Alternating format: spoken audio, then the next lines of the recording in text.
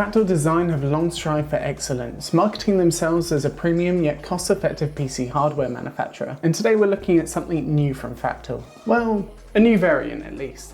This is the Define 7 Compact in stunning white and premium brushed aluminium. It takes every love feature and element about the Define 7 Compact and finishes it with a striking aesthetic. So in this video, we're going to take a look at the design and the features of the white Define 7 Compact, talk you through the build process and some of the challenges before discussing thermals and giving you my final thoughts. Because it's a great case, but it's not perfect. And I'll drop updated pricing in the video description for you, but at $110 for the tempered glass variant and $100 for the solid one, let's see if this case is worthy of the Define name.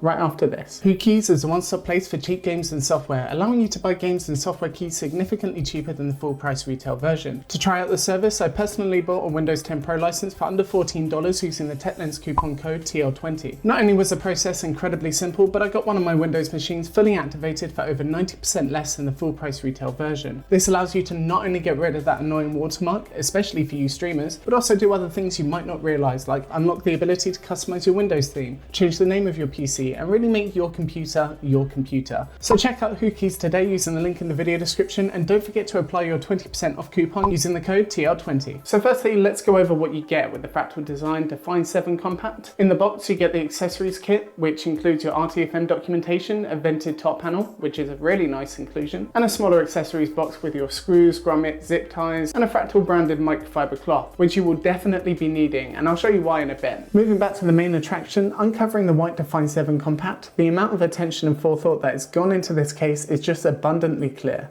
especially with that brushed aluminium front panel, which is an absolute centerpiece of the design, making this case unmistakably Fractal, but also a fingerprint magnet, so don't lose your cloth. So let's discuss why this case exists, the design, its features, and the few ways it's different from the black Define 7 Compact. You see, a lot of people have made the move over to white cases for a few reasons. Not only because it's something visually different compared to the traditional black case, but also because white really does enhance the RGB effect, bouncing light throughout the build instead of absorbing it. And the white Define 7 Compact pulls off this look extremely well, coming in at about a vibrant white if you want to compare it to a color swatch. So well done Fractal, I would have knocked off serious points if the white wasn't white. But while we're at it, let me quickly show you the only things that you'll see that aren't white, which are the aluminium front panel of course, the PCI bracket thumb nuts, and the black rubber grommets. And to be honest, I get why the grommets are black. White rubber is costly, it's difficult to color match, but most importantly, it's going to look disgusting the first time you touch it or run a cable through it. So that's fair enough. But the design of the white Define 7 Compact wins me over, especially with that brushed aluminium front panel looking so incredibly premium. The only thing I would say is I've never been a fan of inset case feet. I think it just makes cases look a little top heavy and goofy, to be honest. But let me know if you think the same in the comments below. So where the white Define 7 Compact is similar to the black version is in all of its features and compatibility, which is definitely a good thing. Starting at the top, you get separate power and reset buttons, audio in and out for your gaming headset, and 5 USB ports, 1 Type-C and 4 Type-A. Being a compact case, it measures in smaller than a traditional mid-tower, but can still handle full ATX motherboards or smaller, and accommodates air coolers up to 169mm tall. But if you decide to go water cooling, you have a huge amount of radiator support. Up to 240mm radiators in the top if you swap out to the vented top panel, and 360 or 280mm radiators in the front. Just remember, if you front mount your radiator, your GPU max length goes from 360mm with no fans installed down to about 305 to 310mm for a typical liquid cooler with push or pull fan configuration. And you'll also want to move the lower drive cage back and remove the basement covers as necessary. But either way, you're easily getting a 3080 Founders Edition in there, and we'll have to wait for Big Navi to be released to see if that fits too. But speaking of the fans, it comes with 2 premium Fractal Design Dynamic X2 fans in white to match the case, a 120mm in the rear and a 140mm in the front. But you can fit up to a total of 7 in this little box. There's support for 3 in the front, 2 in the top, and 1 in the back. Hang on, wait, that's 6.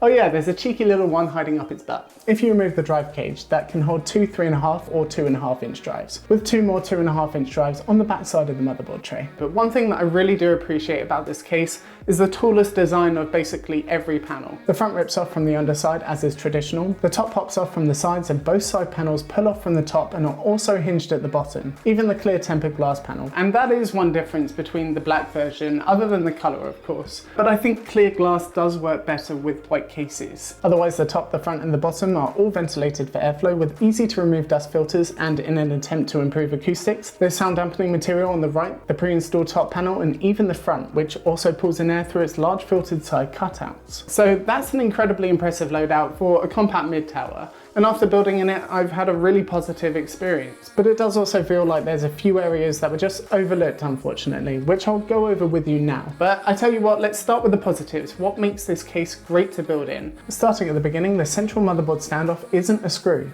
it's a post. And I love that this is becoming more standard, as it makes the initial install of the motherboard significantly easier. But speaking of the screws, all of them are segmented by type in the accessories box, which is a great customer experience and actually saves quite a lot of time while building. Oh, and one small thing that I really do have to show you and absolutely should just be standard on all cases is this little hook above the I/O shield for keeping your rear fan's cable tame. It's such a small detail, but a really nice feature, and only something that a real PC enthusiast would ever even imagine to design and implement into a case.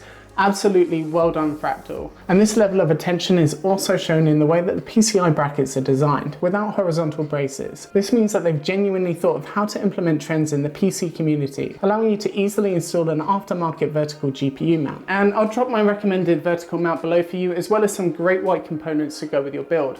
But probably one of the best things about this case is the implementation of a detachable top frame. 2 screws and it's off. Even if you don't plan on top mounting a radiator, I highly recommend removing it before you build, as it opens up the case dramatically and allows you to work significantly less obstructed. That RGB header or fan cable that you missed is now effortless, instead of wrist wrenching. But now let's talk about the not so good, and we might as well start with that top bracket. I got extremely lucky with my build. The width of my Corsair Vengeance Pro RGB memory and my liquid cooler is the absolute limit for this case. I mean, they're not just close to one another, they have basically become one entity at this point. If either of them were even just a fraction of a millimeter more, this just wouldn't fit. And speaking of things not fitting, because the panels use push pins and nothing else to secure them to the frame, you need to spend a significant amount of time making sure that your cables are managed properly. Otherwise, you'll likely not be able to fit the right side panel on. But in true Fractal style, there are incredibly well thought out cable routing paths with Velcro straps to make it a little easier for you. But one interesting oversight that I did come across is that there's nowhere to put RGB strips.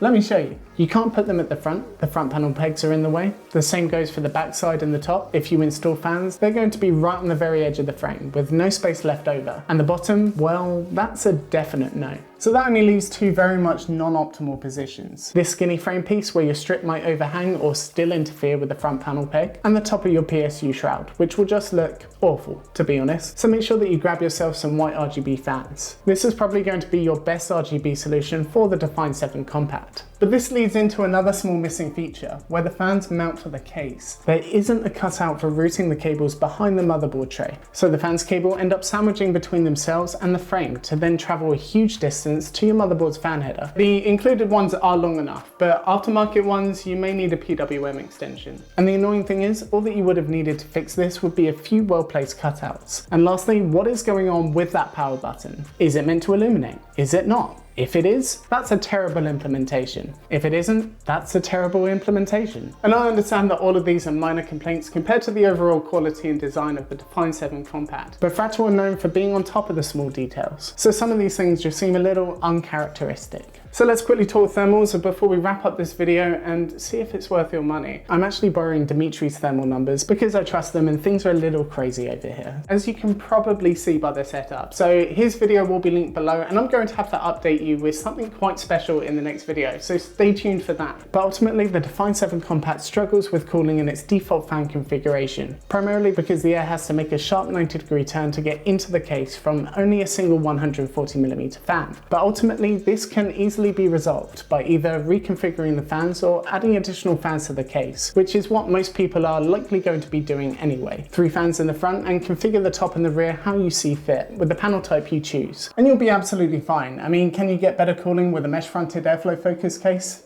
Absolutely. But let's be honest, what drew you to this case was the design, and this is the truth of it. So ultimately, the white Define 7 Compact is beautiful, both inside and out, with some really great unique features that's not only going to look fantastic with other white components, but as the centerpiece to your battle station. If you buy this case, the build process will be easy, but not without its own unique challenges that we talked about earlier. And along the way, you'll be thankful for the thought that went into making this case what it is. And most of the complaints I had can easily be resolved in one way or another, but I just wish that they could do something about the lighting for the power button, as that's one thing that can't be resolved easily. But for $110, this is a pretty good buy in my opinion. And it's actually the most white compact mid-tower, compared to the likes of Corsair, NZXT, and many others that use a lot of black and grey with their white cases. So check out the best prices for this case in the video description, and get subscribed if you're not already to make sure that you don't miss upcoming TechLens videos. We have a very special giveaway coming up soon to celebrate 5K, a big thank you. So keep an eye out for that, but otherwise a like is always appreciated, and I will see you in the next one.